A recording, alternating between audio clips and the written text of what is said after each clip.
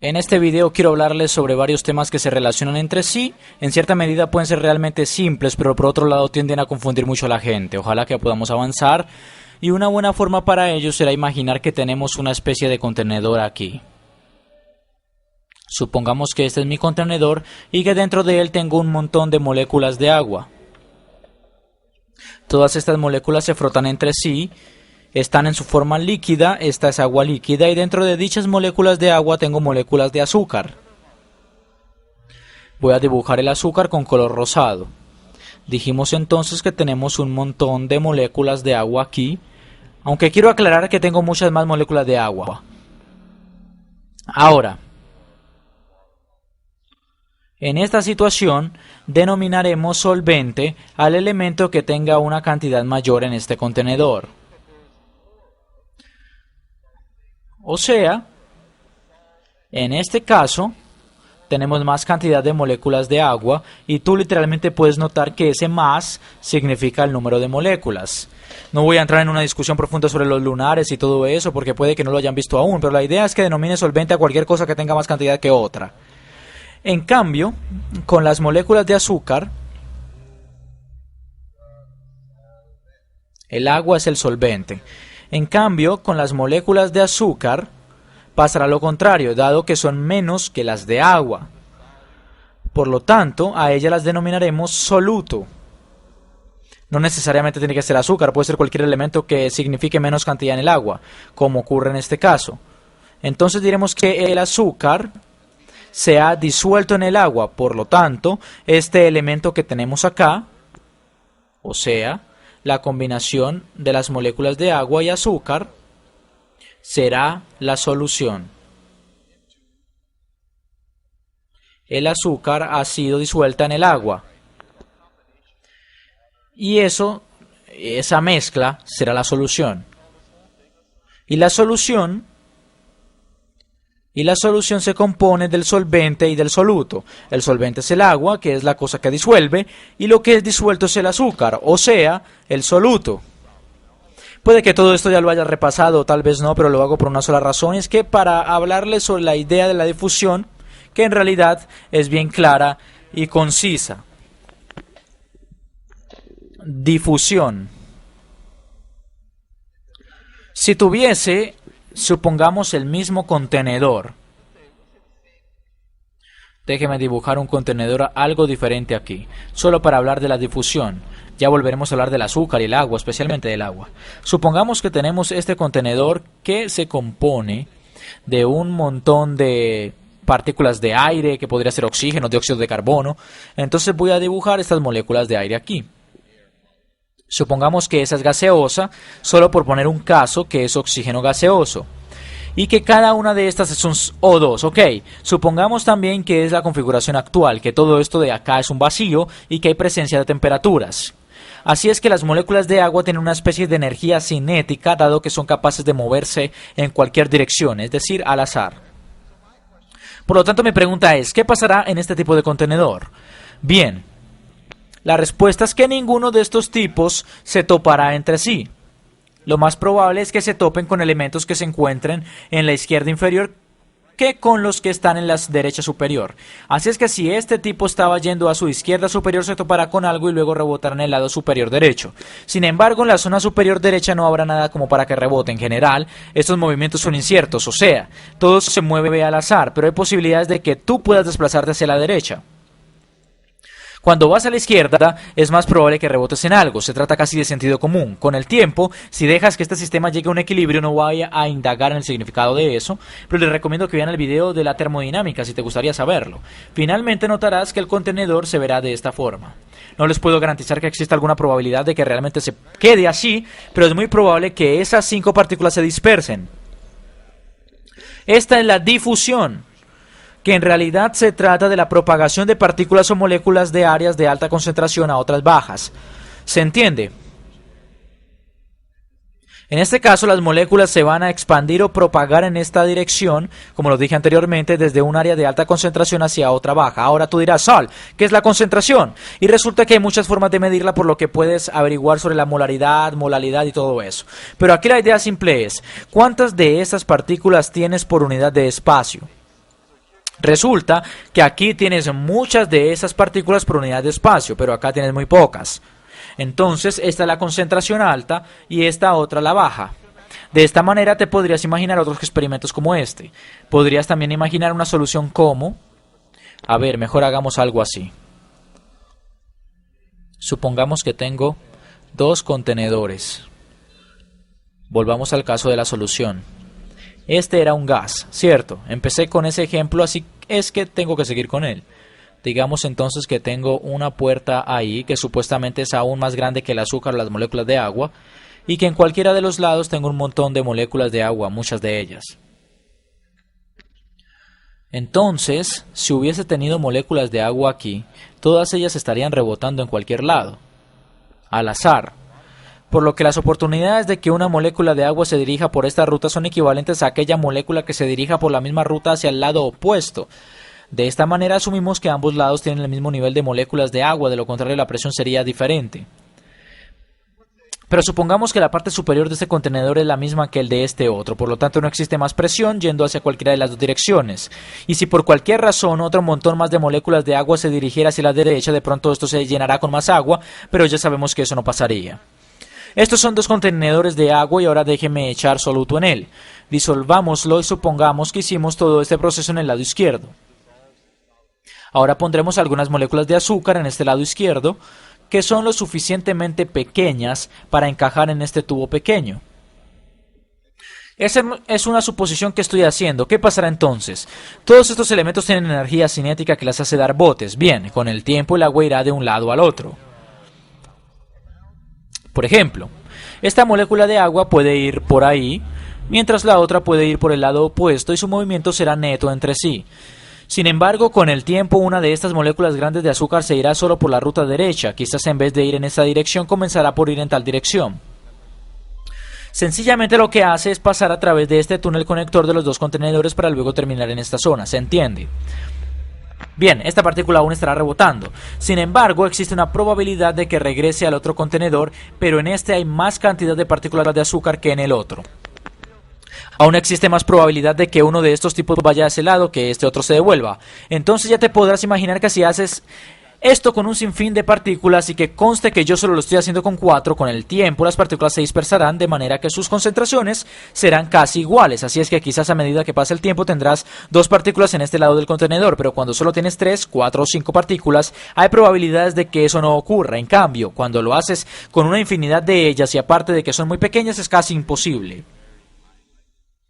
En fin, este ciclo completo del cual pasamos de un contenedor de alta concentración a otro de baja concentración en el que las partículas se dispersan del contenedor de baja concentración hacia el de alta concentración se denomina difusión, es decir, se difuminan, se esparcen. Difusión. Y tal como aprendemos otras palabras que tienden a usarse con la idea de la difusión, les cuento que cuando empezamos, este contenedor tenía una concentración más alta, o sea, el contenedor de la izquierda. Todo es relativo, ¿ok? Es más alto que el de acá. Concentración más alta. En cambio, este otro tenía una concentración más baja. Por lo tanto, para lo que les expliqué recién, concentración más baja. Existe una palabra. Esta solución que posee una concentración alta se denomina solución hipertónica. Déjeme escribirla con amarillo. En general, hiper significa tener mucho de algo, demasiado. Hipertónica. Solución hipertónica. Por otra parte, este de concentración más baja se denomina hipotónico. Quizás puedes haber oído a alguno de tus parientes en caso de que no haya comido en un rato decir soy hipoglicémico. Solución hipotónica. Eso significa que no tiene, que se siente mareado, el caso de la hipoglicemia. Dado que no hay suficiente azúcar en su torrente sanguíneo, sienten que se desmayarán por lo que necesitan comer. Si recién te comiste un dulce, quizás eres hipoglicémico o tal vez solo hiper en general. Es bueno que conozcamos estos prefijos, pero hipertónico significa que tiene una mayor concentración de soluto, es decir, una concentración alta. En cambio, hipotónico quiere decir que no hay mucho soluto, en consecuencia posees una menor concentración de él. Por eso es bueno que sepamos el significado de estas palabras. En general, la difusión, es decir, si no existen barreras para la difusión como las que teníamos aquí, tendrás el paso del soluto desde una alta concentración o bien una solución hipertónica, si es que pueden viajar hacia una solución hipotónica a una hipo, que es donde existe una concentración menor. Ahora, hagamos un experimento interesante aquí. Hemos hablado de la difusión y hasta ahora hemos estudiado la difusión del soluto, ¿ok? Generalmente, a pesar de que este no es el caso, si quieres hablar lo más general posible, el soluto representa cualquier elemento del cual se tenga menos cantidad. Por otro lado, el solvente tiende a ser el agua, pero no necesariamente tiene que serlo. Podría ser un tipo de alcohol, podría ser mercurio. Podría ser un set completo de moléculas. Sin embargo, en la mayoría de los sistemas biológicos o químicos el agua tiende a ser el solvente más tradicional. Es en lo que los otros elementos se disuelven. Pero, ¿qué ocurre si tenemos un túnel en donde el soluto es demasiado grande y el agua lo suficientemente pequeña como para emprender el viaje? Pensemos en eso. Y con el fin de aquello, haré algo interesante. Supongamos que tenemos un contenedor aquí. Supongamos que tenemos un contenedor aquí. En realidad no lo dibujaré. Supongamos que tenemos un ambiente exterior que posee un montón de agua. Este es el ambiente exterior donde tienes una especie de membrana en la cual el agua podría entrar y salir. Entonces es semipermeable. Es decir, es impermeable al agua. Sin embargo, el soluto no puede pasar por la membrana. Así es que supongamos que el soluto es el azúcar. Ahora tenemos el agua en el exterior y también dentro de la membrana. Y estas son pequeñas moléculas de agua. Y por último, la membrana aquí. Membrana. Entonces supongamos que tenemos moléculas de azúcar otra vez. Por cierto, lo del azúcar es un ejemplo, puede haber sido cualquier cosa. Como dije anteriormente, tenemos estas moléculas de azúcar aquí, que son solo un poco más grandes o que podrían llegar a ser mucho más grandes. En realidad son mucho más grandes que la molécula de agua. Tienes un montón de, solo dibujaré 4, pero recuerda que tienes una infinidad de ellas. Está bien, tienes muchas más moléculas de agua. Que les quede claro que solo estoy tratando de que comprendan que tienen más moléculas de agua que de azúcar. Y que esta membrana es semipermeable. Permeable quiere decir que permite que los elementos pasen. En cambio, semipermeable significa que no es completamente permeable. Así es que semipermeable en este contexto me refiero a que permito que el agua pase a la membrana.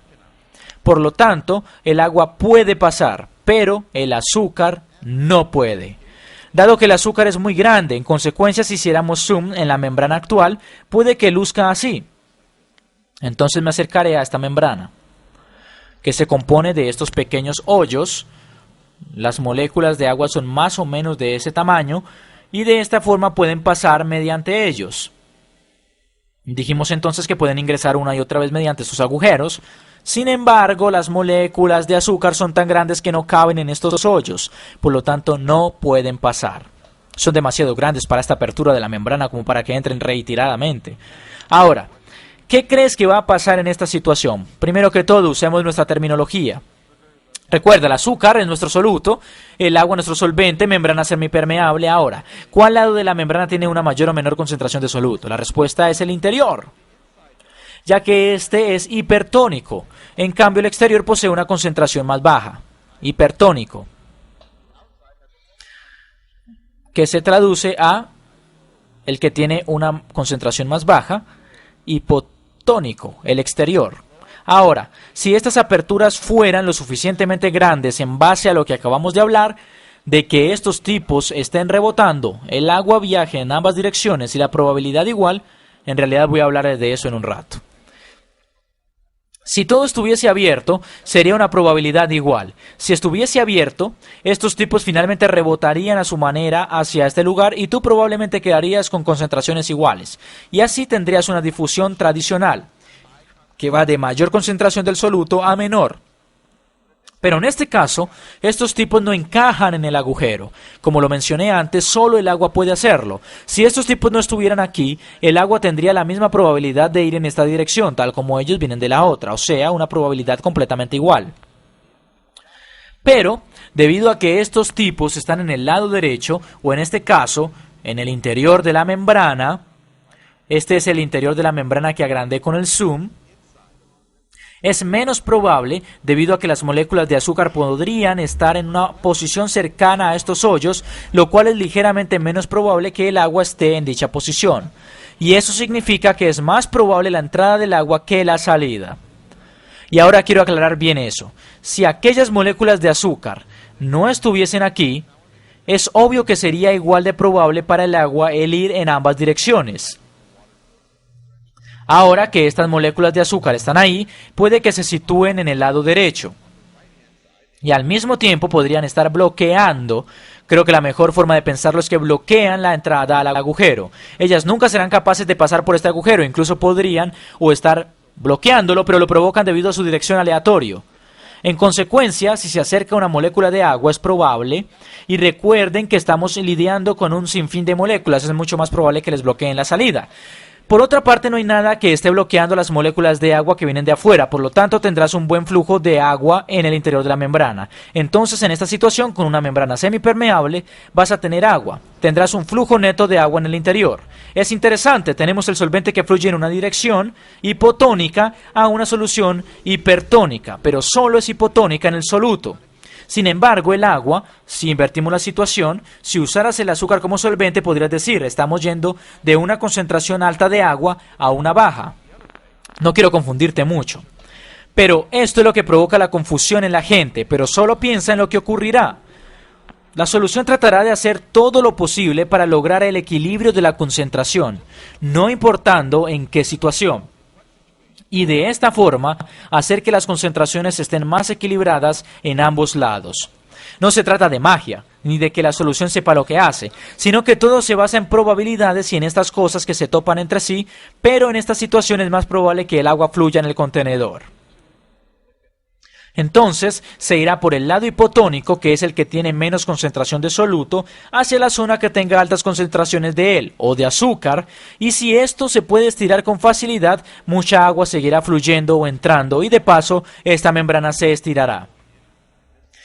No entraré mucho en detalle aquí, pero esta idea del agua o solvente, si en este caso el agua es el solvente, es que denominaremos ósmosis al agua como solvente de difusión mediante una membrana semipermeable. Probablemente has escuchado hablar del aprendizaje por ósmosis. Ósmosis. Si pones un libro contra tu cabeza, puede que éste se filtre en tu cerebro. Esto representa la misma idea. De ahí viene la palabra, tal como la idea del agua que se filtra a través de las membranas para lograr que las concentraciones sean más equitativas. Entonces, si dices, bien, tengo una concentración alta aquí y otra baja acá. Si no hubiese membrana aquí, estas moléculas grandes se irían, pero debido a la existencia de esta membrana semipermeable, no pueden. Entonces, más agua entrará para intentar equilibrar la concentración y lo digo de manera probabilística, sin magia. Finalmente, si tal vez hay pocas moléculas aquí, no como la concentración alta de acá, si hubiese permiso para que todo suceda por completo, llegarías al punto donde tendrías tanta concentración alta en este lado como en este otro lado derecho, dado que este último se llenará con agua y probablemente también se convertirá en uno de mayor volumen. Posteriormente, y una vez más, las probabilidades de una molécula de agua yendo hacia la derecha y la izquierda será la misma, por lo que llegarás a una especie de equilibrio. Pero quiero dejarles bien en claro que la difusión se refiere a cualquier partícula que vaya de una concentración mayor, la cual se esparce en una región que posee una concentración menor. En cambio, la ósmosis es la difusión del agua. Normalmente tú hablas acerca de la difusión del agua como solvente, pero por lo general es en el contexto de una membrana semipermeable donde el soluto actual no puede viajar a través de ella. En fin, espero que esto les sirva y que no haya sido del todo confuso.